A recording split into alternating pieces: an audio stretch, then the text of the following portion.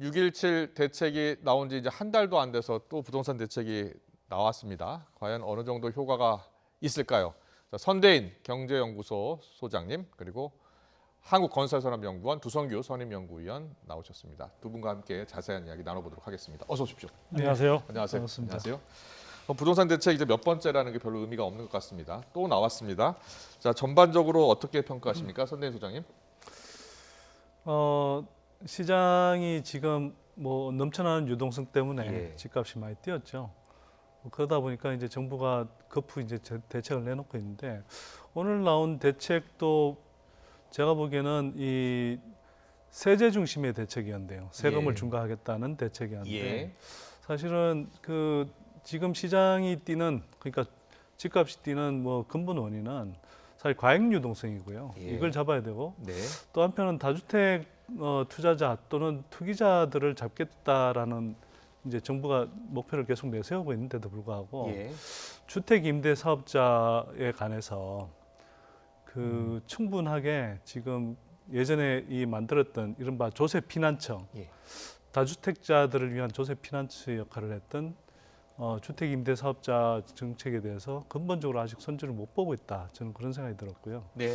그래서 시장에 미치는 영향이 상당히 좀 제한적일 수 있다 이런 생각이 듭니다. 네, 알겠습니다. 과잉 유동성 때문에 지금 일단 집값이 오르고 있고 특히 이게 투기자들을 잡기 위한 대책이 좀 약간 미흡하지 않았냐라는 분석이셨고요.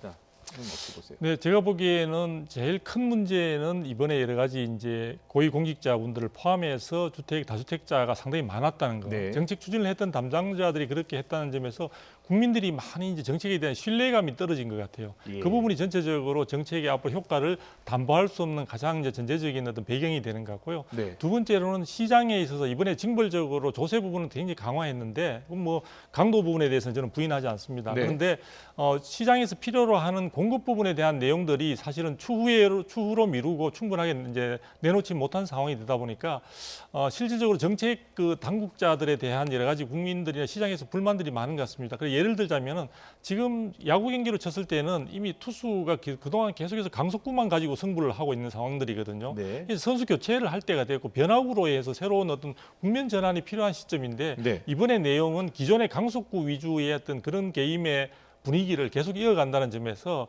이번에 대책의 효과도 앞으로 장담하기는 쉽지 않을 것 같은 그런 느낌을 가지고 있습니다. 네, 오늘 두 전문가분 모두 지금 대책이 나오긴 했습니다만 집값을 잡기에는 좀 한계가 있다라는 말씀을 해주셨는데요. 오늘 이제 보유세, 그러니까는 비싼 집을 여러 채 갖고 있으면 세금을 더 많이 내야 한다라는 겁니다. 네. 그래서 최고 세율을 종합부동산세의 경우 4%에서 6%까지 올렸습니다. 네. 그렇게 되면 예를 들어서 제가 10억 정도, 네. 20억 정도를 내야 되겠군요. 20억 정도의 아파트를 두 채 정도 갖고 있으면 네. 그러면 세금이 얼마 정도 늘게 됩니까? 뭐 기본적으로 제가 지금 당장 계산은 못 하겠는데요. 네. 일단 이제 2주택자 이상의 다주택자는 6억을 공제를 하고 시작을 합니다. 예. 6억을 공제하고 나머지 부분과 관련해서 구간별로 세율들이 다 달라져 있는 상황들이기 때문에 예, 지금 나옵니다. 예, 최대 지금 아까 저기 6%라는 부분은 최대 구간에까지 갔을 때를 이야기하는 거기 때문에 사실 시중에 있는 일반적인 고가 주택이라고 하더라도 거기에 해당되지는 않습니다. 네. 그래서 어쨌든 그런 다주택자들 경우에 있어서 기존에 그냥 편하게 말씀을 드리면 한 지금까지 냈던 예. 부분들이 한 2배 정도로 올랐다 이렇게 볼 수 있습니다. 네, 전체적으로 한 2배 정도 네. 올랐다. 네, 알겠습니다. 선임 소장님, 보유세를 그동안 좀 더 높여야 한다라고 계속 주장해 오셨는데 2배 정도 높였습니다. 2배 정도 높이면 다주택자들이 주택을 좀 내놓을 것 같습니까? 어떻습니까? 일단 2배 정도 높인 게 아닙니다. 아니라고요. 예. 왜냐하면 그러니까 보유세라는 것은 뭐 종부세만 이야기하는 게 아니라 예. 재산세도 해당이 되고요. 사실은 더 중요한 것은 이게 이제 가표가 현실을 제대로 반영해야 되는데 네. 아직까지 이제 가표가 이 시세 오른 만큼을 제대로 반영 못한 경우가 많고요. 네. 특히 집값이 많이 오르는 지역일수록 예를 들어서 이게 공시가격은 뭐 1년에 한 번씩 새로 정하기 때문에 네. 그 사이에 많이 급등한 지역의 경우는 지금 실거래가하고 공시가가 좀 다르다는 말씀이신데 지금 하여튼간 정부가 한 80%까지는 높여놨어요. 지금 90%까지 그게- 높여놨죠. 그게 90%까지 높여놨습니까? 그게 예. 말은 그런데 저희가 실제로 저희가 조사 분석을 해보면 예. 현실화율이 그렇게 높지가 않고요. 네. 그 실제로는 그 현실화율이 정부가 이제 발표하는 것보다는 상당히 낮습니다. 그러니까 세금도 높이고 현실화율도 높여야 한다는 말씀이시죠. 네, 그러니까 이게 현실화율을 높이지 않으면 과세 표준 자체가 이렇게 충분히 올라가 있지 않기 때문에 뭐 집을 사는 사람들 입장에 생각해 보면 집값은 예를 들어서 막 3억, 5억씩 올라가는데 네.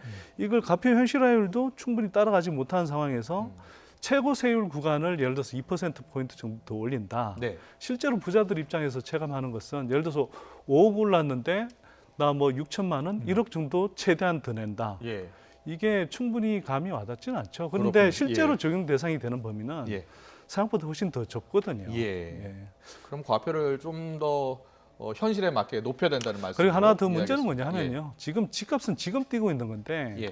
보유세 부담은 당장 느끼는 게 아니라 한 해 한 해 가면서 나눠서 이렇게 부담이 느껴지는 거기 때문에 당장 느껴지는 부담이 아니거든요. 예. 그래서 지금 뛰는 집값을 잡는 대책으로서 종부세 대책을 내놨다는 것은 뭐 방향이야 뭐 그렇게 가는 것 자체가 저는 나쁘다고 생각하지는 않지만 예. 지금의 집값을 잡는 데는 한계가 있는 대책이라고 생각합니다. 네. 주성규 의원님은 어떻습니까? 지금 시가 50억 네. 다주택자들이 약 이제 1억 원 정도 종부세를 낼 것으로 이렇게 예상이 되고 있거든요. 네. 그렇다면은 다주택자들에게 큰 부담이 되진 않을까요? 부담이 되죠. 예. 세금이라는 것은 사실은 반대급부 없이 내는 거고 예. 그다음에 그런 50억 정도의 자산이라고 하면은 그 자산 자체로 인해서 사실은 이익이라는 게 현실화된 건 아니거든요. 우리가 미실현 이익의 성격을 갖는다고 볼 수 있는데요. 예, 예. 그러니까 자산 가치, 장부상의 자산 가치가 오른 것에 대해서 세금을 일방적으로 더 많이 내라고 하는 거니까 부담이 되죠. 그런데 그러면 세금을 높였을 때 계속 그러면 감당하지 못해서 물건으로 내놓을 것이냐라는 예. 생각을 했을 때요. 제가 볼 때는 우리가 이번 상반기 동안에 양도소득세 부분에 있어서 중과 부분을 유예시켜준 어떤 그 기간 동안에도 사실 생각만큼 많은 매물들이 나오지 않았습니다. 네. 그보다는 오히려 결과적으로 같은 부담이라면 내가 자녀나 어떤 그런 쪽에 있어서 정렬을 선택하는 경우들이 많았거든요. 그래서 제가 제일 걱정스러운 거는 정부가 충분한 시장 상황에서 매물을 내놓을 수 있는 분위기를 만들어주고 세제를 그쪽 방면으로 가져가야 되는데 그런 쪽이 아닌 사실 징벌적 과세의 성격이 강한 굉장히 고통만 안겨주는 쪽으로 가다 보니까 매물들이 시장에 출회되는 길들을 갖다 다 막아버린 형국으로 지금 나가고 있습니다. 네. 그래서 제가 볼 때는 이 부분이 당장에서는 시장에 충격을 주고 많은 사람들이 부담을 느끼겠지만 네. 그것이 우리가 매물로 내놓는다든지 그 매도 처분하는 그런 쪽으로 이어지기를 기대하기에는 다소 거리감이 있는 것처럼 자, 보입니다. 그렇다면 이 보유세가 1억 정도 늘었다고 하더라도 양도세 네. 그러니까는 본인이 갖고 있는 주택을 이제 팔았을 때 네, 네. 그 많은 차익에 대한 세금이 너무 많기 때문에 네. 내놓지 않을 것이다 이런 뜻이잖아요. 그렇죠. 네. 지금 상황에서는 이제 물론 내년 6월 1일까지 유예를 하고 있습니다만 네. 양도소득세 부분에 있어서 현재도 지금 예를 들어 2주택자 같은 경우에는 기존 양도소득세 최고가 사실 42%인데요. 네. 거기에다 10% 포인트를 가미하는데 3주택자는 20% 포인트를 가미하는데 거기에다가 10%씩 포인트를 더 추가하는 것으로 이야기를 하고 있거든요. 그럼 예를 들어서 10억 정도의 차익을 낸 아파트가 있다면 네네. 현재는 6억인데 네네. 세금이 6억이죠? 그 3주택자인 경우에 3주택자의 예. 경우 조정 대상 2주택자 이상 네네. 맞죠? 네. 6억 원인데 내년 6월이면 7억 원이 되는 거 아닙니까? 그렇죠. 그럼 일단 6억 원 내고 4억 원이라도 남기기 위해서 네. 일단 내놔야 된다. 네. 내놓는 게 좋지 않겠느냐라는 게 정부의 의도죠. 그렇죠. 예. 근데 거기에 제가 아까 말씀드린 대로 그 선택보다는 지금 예를 들어 내년부터 해서 공급이 훨씬 더 줄어들 것으로 예상이 되고 있고 그렇게 함으로써 이 시중에 서울에서 많은 수요자들이 원하는 이 서울이라는 지역 내에서 희소성이 되게 강화되면서 가격은 아마도 그 조세 부담보다는 더 상승할 가능성의 기대감들이 여전히 많기 때문에 네. 제가 볼 때는 그 선택적으로 처분하는 쪽으로 선택을 안 할 것 같고요. 네. 만약 처분을 해야 되는 불가피한 그런 부담을 느낀다면은 매각하는 쪽보다는 아까 말씀드린 양도세를 그럼 얼마나 더 낮춰야지 나올 것 같습니까? 제가 이제 그냥 혼자서 한번 생각을 예, 해봤습니다. 예. 정부가 아마 도저히 받아들일 수 없는 거겠지만 저는 시중에 충분히 보유세를 올림으로써 거래세를 낮추는 쪽으로 해서 시중에 매물이 나오도록 하려면요. 현재 양도세 그 구간별의 일반적인 양도세율 네. 그 부분에서 저는 절반 정도 한번 한다면은 한번 시도를 해볼 수 있는 여지가 있지 않을까. 그럼 또 양도세를 그렇다면 또 양도세를 이렇게 낮춰주면 또 수요도 또 증가할 것 같은데 선대 소장님 어떻게 보세요?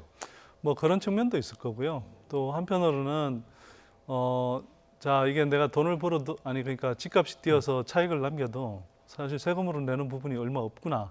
그래서 오히려 사실은 지금 이제 실제로는 시장에 공급이 실제로 부족해서라기보다는 예.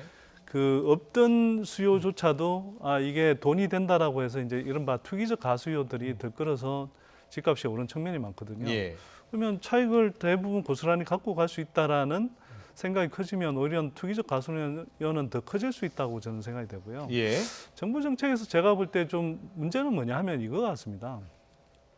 사실은 지금 문재인 정부 정책에서 가장 실패한 부분은 뭐냐 하면 네. 지금까지 뭐 단 요번뿐만 아니라 지난 3년 동안 가장 문제점은 다주택자 또는 다주택 투기자들이 문제라고 하면서도 실제로는 이 사람들한테 다주택 임대 사업자 제도를 통해서 이른바 그 사람들을 위한 집단적인 조세 피난처를 만들어줬거든요. 예. 그러니까 조세 피난처를 만들어주니까 그 사람들이 그 안에서 8년 동안 임대하면 뭐 정부가 어떤 압박 수단을 쓰더라도 8년 동안 들어가서 버티면 예. 웬만큼 그 이후로 상황 변화가 있겠지 또는 정책 변경이 있겠지 이런 기대감을 준다는 거예요. 예. 근데 이게 이미 3년 동안 시행되는 과정에서 굉장히 그 숫자가 늘어나 있고 이번 같은 경우에도 뭐 아파트 매입 임대 같은 것들은 뭐 이제 그런 혜택을 주지 않겠다고 했지만 여전히 이제 상당 부분의 그런 이제 기존에 줬던 혜택들은 혜택은 서터 그대로 있고 가는 거죠? 또 기존 사업자들은 그대로 있는데 그 숫자가 이미 굉장히 뭐 수백만 채 정도가 될 정도로 커져 있는 상황이기 때문에 예. 이 사람들의 매물들이 계속 잠겨 있는 상황에서 한계가 저는 있다고 보고요. 그래서 임대 소득 임대 사업자 등록 임대 사업자에 대한 혜택 부분을 지금 말씀하셨는데 그 혜택을 좀 축소하는 방안이 나올지도 모른다고 했는데 실제로는 지금 나온 건 아니죠. 현재 지금 사실은 임대 예. 사업자에 대한 혜택이 지금 많이 줄어 있는 상황이고요. 네. 그러니까 첫 번째부터 시작해서 지금 현재는 정부도 이제 그런 여론들을 감안해서 많이 줄은 상태로 있고요. 네. 그리고 이번에는 임대 사업자 부분에 대한 이제 기존의 어떤 8년 임대 부분의 경우에 있어서도 그 기간이 만료되고 나면은 더 이상에는 인정해주지 않는 쪽으로 해서 지금 많이 그 내용들은 첨가되어 있습니다. 예. 첨가되어 있기 때문에 임대 사업자 등록과 관련해서는 사실은 이제 저는 오히려 임대차와 관련되는 전월세 3법이 지금 거의 국회에 지금 계류 중에 있는 상황이고 네. 통과될 가능성이 높은 상태에서 본다면 향후에 있어서는 임대차와 관련해서도 굉장히 임대 소득에 대해서 원래부터는 전반적으로 다 과세하는 쪽으로 나와 있거든요. 월세 같은 경우에는. 그렇게 한다면은 지금 그 이야기 속에 다주택자가 대부분의 경우는 민간 임대를 갖다 담당하고 있는데 그런 측면에서 볼 때 다주택자들에게 여러 가지 조세 등을 통해서 공격만 할 것이 아니라 민간 임대 시장에서 긍정적인 기능하는 부분을 오히려 좀 이렇게 받아들인 쪽으로 제도를 갖다 순화시켜 나간다면은 이 시장에 있어서의 어떤 여러 가지 공급 부족의 문제라든지 아니면 전체적으로 그런 어떤 시세 차익만이 아니라 이제는 임대 소득에 대해서 과세까지 하다 보니까 정부도 충분히 세수를 갖다 확보할 수 있는 차원들도 있기 때문에 등록 임대 사업자가 네. 그 2017년 대책 나오고 나서 네. 뭐 수정됐습니다. 중간에. 수정됐죠. 네. 수정됐는데 그때 이제 늘어난 임대 등록업자가 약 지금 한 100만? 50만 좀 넘는 상태고 전체 50만이요? 물량이 한 156만 채인가 예, 그 정도 많이 됩니다. 늘었잖아요. 예, 그러니까 그렇죠. 대부분 그분들은 지금 종합소득세 과세가 안 되고요. 그 네. 주택에 대해서는 네, 그리고 그렇습니다. 취등록세도 대부분 면제받았고요. 네. 예, 그럼 처음에 등록하신 처음에 분들이 등록하신 그렇죠. 예, 분들이. 예. 그래서 이런 그 혜택을 가진 분들이 집 안 내놓죠. 네, 그렇죠. 예. 그래서 지금 현재 그걸 우리가 이제 이름하여 매물 잠김으로 표현을 많이 하고 있는데요. 예. 그 부분들은 지금 8년간의 물건을 내놓을 수 없도록 지금 정부가 규제를 해놓고 내놓게 되면은 과태료라든지 그런 부분들에 대한 부담을 안게 되는 상황이 되다 보니까 예. 그래서 그런 상태를 스스로 정부가 초래했는데 이제 다른 어떤 제도적 환경이 구축되니까 그 사람들에 대한 혜택을 지금 처음에는 사실 소급해서 없애려고 시도를 했었는데 네. 아마 그게 지나치게 여러 가지 법적 질서를 훼손시키거나 그런 부분이 있다고 생각해서 이번에는 그런 부분이 아니라 기존에 장기로 하는 그 쪽에 임대사업자 등록은 인정을 해주되 새롭게 하는 부분에 있어서는 이제 8년짜리를 10년짜리로 늘리고 그리고 4년짜리는 없애는 쪽으로 해서 전체적인 질서를 갖다 새로 재편하는 그런 내용으로 이번에 담겨져 있는 것 같습니다. 그런데 저는 그 예. 부분 관련해서요.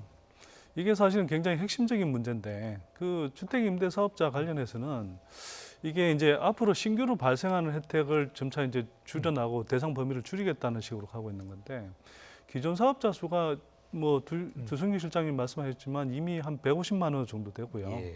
이 정도면 국내 전체 주택 재고가 한 1,500만 원 정도 되기 때문에 예. 그리고 이런 사업자들이 대부분 사실 수도권에 몰려 있습니다. 그러면 실제로 주택 시장에 미치는 범위가 굉장히 크고 다주택자들이 실제로는 이 주택 수를 어마어마하게 갖고 있는 거거든요. 그럼 기존의 이 혜택들을 사실은 첫 단추부터 잘못 깬 겁니다. 그러니까 다주택 투기자들이 문제라고 하면서 예. 그 사람들한테 일정한 조건만 갖추면 혜택을 엄청나게 줬거든요. 그러면 이 사람들이 이제 여기로 이제 계속 도망간단 말이에요. 예. 자, 그러면 이제 와서라도 그 부분이 지금 이 국내 부동산 정책, 특히 문재인 정부의 각종 부동산 정책들이 제대로 먹히지 않는 그런 이렇게 이른바 정책의 블랙홀을 만들어 버렸어요. 예. 자, 그러면 이제라도 그걸 좀 그 잘못을 인정하고 그 부분을 전부 근본적으로 수술해야 된다고 저는 보는 네. 거죠. 그래서 뭐 일시적으로 완전히 한꺼번에 다 폐지하지는 않더라도 점진적으로 그 기존 주택에 대해서도 점진적으로 대상 범위라든지 또는 대상 어떤 그러니까 혜택이라든지 뭐 예. 세관면의 혜택 여러 가지들 또 그와 함께 뭐 의무 임대 기간하고 이제 맞물리겠습니다만 혜택을 주는 기간도 점차로 연도별로 이렇게 줄여나가는 그런 조치들을 최소한 취해가야 되거든요. 예. 그래야 되는데 지금도 아까 이제 말씀하셨죠. 양도세 중과를 한다고 해서 팔겠느냐? 안 팔고 버티는 이유가 거기 그냥 엄청나게 좋은 조세 피난처가 있으니까요. 예, 그 조세 사람들한테는 양도세 중과한다, 종부세 준다 아무런 적용이 안 됩니다. 그러니까 그분들은 예. 지금 이미 혜택을 초기에 받으신 분들에게이기 때문에 지금 이번에 정부 정책은 그런 추가적인 혜택 부분은 주지 않는 것으로 결정을 하고 있고 그러니까 예. 추가적인 혜택은 안 주는데 이른바 징벌적 가세라고 하는데 그 징벌적 가세를 실제로 받게 되는 굉장히 많은 다주택자라든지 이런 사람들이 그 안에 거의 대부분 들어가 있어요. 예. 그럼 실제로는 적용이 안 되는 집단이 이만큼 있는데 그 나머지 새로 뭐 발생하거나 또는 뭐 그 범위에서 벗어나고 있는 상대적으로 오히려 적은 사람들을 대상으로 이 엄청나게 가세를 하겠다라고 한들 그게 잘 먹히겠느냐는 예. 겁니다. 사실은 임대사업자들이 2017년 대책이 나온 다음에 네. 크게 증가를 했고요. 네네. 그 임대사업자분들이 갖고 있는 그 주택 수가 지금 100만 채 이상 될 것으로 지금 네네네. 예상이 되잖아요. 네. 그런데 뭐 신도시를 더 늘린다고 하더라도 네. 뭐 3기 신도시 늘린다고 하더라도 30만 가구 정도 되잖아요. 그렇죠. 네네. 그러니까 100만 가구 정도가 갖고 있으니까 이게 안 풀리니까. 네. 그리고 이게 주로 수도권, 서울에 집중돼 있단 말입니다. 네네. 그러니까 어떻게 하든지 임대사업자가 갖고 있던 그런 주택들을 내놔야지 어느 정도 공급 측면이 되는 거 아니겠습니까?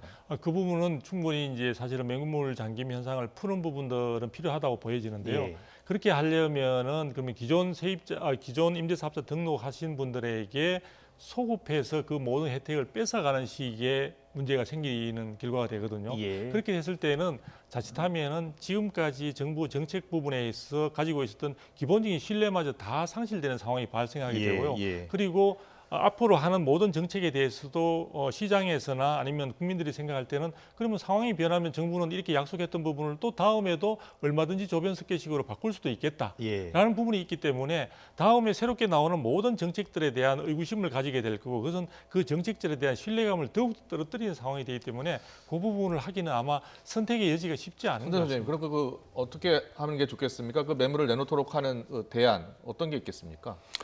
그러니까 뭐 주성기 실장님 말씀하고도 좀 연결되는데요. 저는 이제 뭐 정책 일관성도 중요하긴 한데 예를 들어서 정책이라는 것이 모든 게 딱 처음 생각한 대로 작동하는 게 아니고 한편으로는 실행을 해보면 잘못된 경우들이 있습니다. 예. 지금 사실은 이 다주택 임대사업자와 관련해서는요. 뭐 이른바 뭐 이 주택 전문가라고 하는 사람들 중에서도 보수 진보를 가리지 않고 좀 굉장히 과도한 혜택이었다라고 네. 이야기하는 분들이 많습니다. 그러면 그 부분은 근본적으로 지금 뭔가 잘못돼 있다라는 것이기 때문에 예.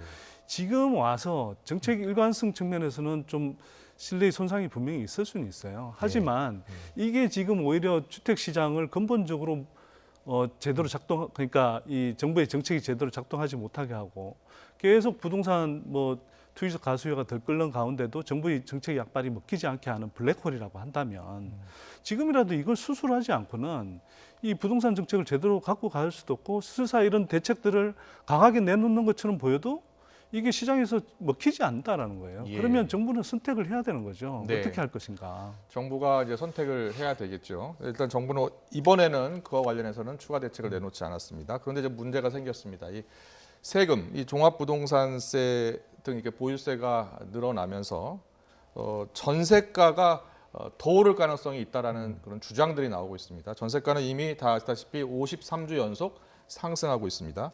자, 두성규 위원님, 네.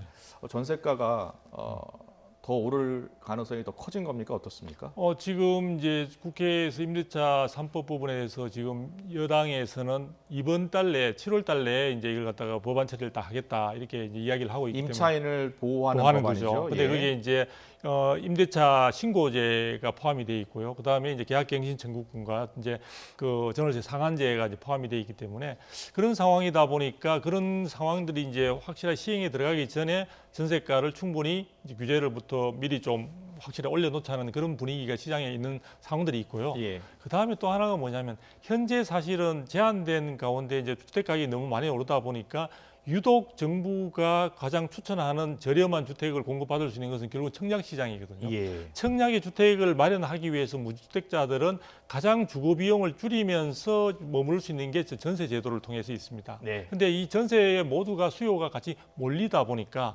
상당히 지금 전세 물량이 줄어드는 상황에서 사실은 수요자들은 지금 많이 늘어나는 상황이고요. 예. 그리고 이제 6.17 대책을 통해서 사실은 실거주 요건을 강화하는 쪽으로 제도를 개선하다 보니까 많은 집주인들이 실거주 요건을 충족시키기 위해서 불가피하게 참 지금 굉장히 혼란스러운 상황들에 초래되는 측면들이 있죠. 그러다 보니까 전세 시장을 더욱더 자극시키는 상황이 됐어요. 지금 53주째, 54주째 이야기 1년 이상을 지금 굉장히 전세가가 상승하는 모습을 보여주고 있는데요. 향후에도 추가적인 전세 물량이 충분히 확보되지 않는 한 그리고 네. 또 이 저금리 기조하에서는 사람들 집주인들은 전세를 갖다 기피하는 현상마저 나타나고 있습니다. 그런 것들이 맞물려서 향후에 있어서도 전세 시장의 안정을 단기간에 기대하기는 지금 쉽지 않은 상황으로 지금 가고 있습니다. 네, 선생님 어떻게 하는 게 좋겠습니까? 집이 없는 분들은 일단 청약 등을 통해서 집을 이제 구하고 싶어요. 그리고 청약 등을 통해야지만 집값을 좀 싸게 살 수가 있으니까요. 그래서 이제 전세로 많이 살고 계신데 전세값이 계속 오르고 있습니다. 사실 전세 가격을 잡는 가장 좋은 방법은 매매가를 안정시키는 겁니다. 네. 자꾸 이제 뭐 전세 시장이 따로 작동하는 것처럼 많은 분들이 이야기를 하시는데요. 지금까지 역대 국내 부동산 시장의 추이를 보면 매매가가 움직이는 따라서 전세가가 따라 움직였습니다. 네. 쉽게 말해서 매매가가 안정되면 전세가는 그냥 안정됐고요. 예, 예. 지금 전세가가 뛰는 것도 사실 매매가가 뛰기 때문입니다. 그럼 매매가를 잡아야 되는데 매매가를 어떻게 잡느냐? 지금 제가 보기에는 정부가 계속 좀 실기한 측면이 있는데 이게 계속 지금 유동성이 흘러 넘친단 말이에요. 예. 그러면 자꾸 이게 뭐 투기 가열지구다, 투기 지역이다 이렇게 자꾸 묶어서 이렇게 예. 핀셋 규제라는 식으로 말은 그럴 듯한데 계속 찔끔 규제를 하니까 이게 이제 계속 어디론가 새 나가는 거죠. 예. 그래서 저는 보편적인 대출 규제 체제를 만들어야 되고요. 사실은 이게 투기 가열지구나 뭐 이런 핀셋 지역만 말고 예. 전반적으로 사람들이 사실은 무리하게 빈대서 집 사는 것은 네. 위험할 수 있다라는 신드끈을 자꾸 줘야 되고요. 네. 그러면서 오늘 정부가 내놓은 대책은 집값 뛰는 걸 인정하고 그래도 그러면 실수요에 가까운 사람들한테는 빚을 더 내게 해줄게 이렇게 이야기를 하는데요. 저는 네. 그건 접근이 잘못됐다고 생각합니다. 예, 예. 그러니까 알겠습니다. 참 여러 가지 참 어려운 상황이에요. 대책은 내놓고 있습니다만 시장에서 이게 작동이 안 되고 있으니까요. 내 집 마련 하고 싶어하는 분들 많은데 집값은 계속 오르고. 두 분 모두 추가 대책이 좀 더 나왔으면 좋겠다라는 의견으로 저는 이해를 했습니다. 네, 그 대출을 좀 예. 더 손쉽게 받을 수 있는 그 길을 좀 많이 넓혀줬으면 좋겠어요. 네. 대출을 제한하는데 또 거꾸로 또 대출 규제를 또 풀어주면 또 다른 또 투기 수요가 나올 수 있다는 거 지금은 아니에요? 전 세계적으로 지금 유동성이 워낙 많습니다. 이게 그러니까 이게 과잉돼 있고요. 예. 거기에 대해서 지금 코로나 충격이 오다 보니까 또 한국도 기준금리를 상당히 떨어뜨리지 않았습니까? 예, 예. 과거에도 사실 금리가 떨어지면 집값이 올라갔고요. 네. 금리가 올라가는 시기에는 아무래도 집값이 안정됐습니다. 네. 그럼 사실은 저희가 정책 이야기를 오늘 많이 떠들었지만 지금 집값이 뛰는 현상이 굉장히 많은 부분은 사실은 이 저금리와 이 과잉 유동성 때문이거든요. 네. 그럼 이 시장 상황이 이렇다라는 걸 인식하고 정부가 훨씬 더 강하게 대출 규제를 보편적으로 좀 더 강화해야 되는 거예요. 네. 저는 이걸 그 자꾸 일반적으로 완화하자는 게 아니라 예, 예. 서민들에게 근데 한정해서 재정지원금 13조도 풀었지 않습니까? 예, 예. 그래서 저는 서민들에게 내 집 마련의 꿈마저 이 정부가 사실은 앗아가 버린다면은 네. 서민들은 뭘 기대하며 살겠습니까? 그래서 그 네. 꿈을 유지시켜주는 차원에서 정부가 물론 유동성 부분에서 여러 가지 어려움도 있겠지만 또 가계부채 문제도 있지만 제가 볼 때는 서민들에게 이 대출 문턱만큼은 같이 열어줘야만이 현금 부자들과 그래도 조금의 경쟁의 자리라도 가볼 수 있는 기회의 장이 열리지 않을까 싶어서 말씀드렸습니다. 네. 자, 네, 30초만 말씀하세요. 말씀드리면요. 그러니까 뭐 두승기 실장님의 뭐 취지도 저는 선의로 이해를 하고 싶으나 네. 실제로 그렇게 하면 어떤 현상이 발생하냐? 서민주택이라고 해서 오늘도 뭐 6억 원 이하 뭐 이렇게 대출을 뭐 확대해주고 예, 예. 소득 기준도 높여주겠다 네. 하잖아요. 그러면 그쪽 시장의 유동성이 또 늘어나서 그 집값도 뛰어버려요. 예. 이게 그런데 과연 서민들을 위해서 길게 보면 바람직한 거냐? 오히려 뭐 이게 자꾸 이제 언론에서는 아 이게 뭐 부자들은 이미 다 사게 해놓고 서민들은 돈 없어서 못 사게 하니까 사다리 걷어차기다. 그렇게 자꾸 이제 좀 이야기를 하는데요. 이걸 자꾸 이야기하면 그러면 계속 다 집값이 올라주도록 해야 되고 사람들도 다 비싼 이 집값을 따라서 추격 매수하게 하는 게 맞느냐? 예. 그게 아니라 정부 정책은 기본적으로 집값을 안정시키는 방향으로 가야 되고 네. 그러자면 기본적으로는 지금 대출 유동성이 워낙 넘쳐나 있으니까 네. 사실은 이 대출을 자꾸 하게 해서 이렇게 집값이 뛰게 하는 것보다는 집값을 안정시키는 게 진짜 서민 대책이다. 예. 그런 면에서는 오히려 보편적인 규제, 대출 규제 체제를 비롯해서 이것들을 지역의 핀셋에 아, 예. 핀셋이라고 하지 않고 보편적인 규제 체제를 강화해야 된다. 예. 알겠습니다. 아, 예. 저는 그런 부분들 유동성과 관련해서도 저도 이제 많은 자리에서도 얘기도 되고 있는 게 물론 맞습니다. 그래서 저는 뭐 가장 좋았다면 이번에 이제 기재부에서 이제 발표를 주도적으로 할 때 네.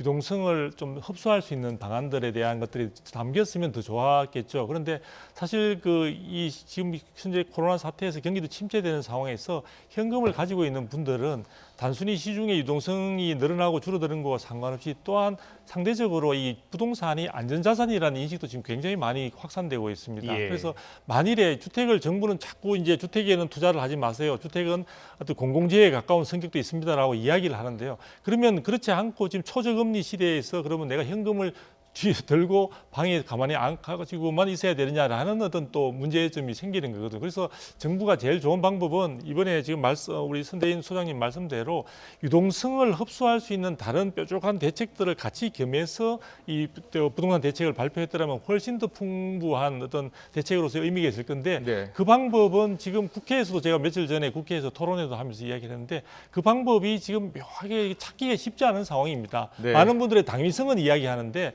구체적인 방법론에 있어서는 아직도 명쾌한 어떤 해답을 내고 있지 못하고 저도 지금 사실은 아직 명확하게 찾고 있지 못하다 보니까 네. 그런 부분에서 이 와중인데 그래도 우리는 서민들은 그래도 좀 챙겨줘야 되지 않을까라는 생각에서 제가 아까 말씀을 드린 겁니다. 알겠습니다. 두 분 다 지금 대책이 나온 지 반나절도 안 됐는데요. 두 전문가 모두 일단 좀 더 추가 대책이 필요할 것 같다라는 말씀을 다 해주셨습니다. 아직도 부동산 가격의 상승 요인이 주변에 너무 많기 때문이라는 건데요. 아무래도 추가 대책이 또 나오지 않을까 이런 생각도 듭니다. 오늘 말씀 여기까지 듣도록 하겠습니다. 선대인 경제연구소 선대인 소장님 그리고 한국건설산업연구원 두성규 선임 연구위원이었습니다. 잘 들었습니다. 감사합니다. 감사합니다.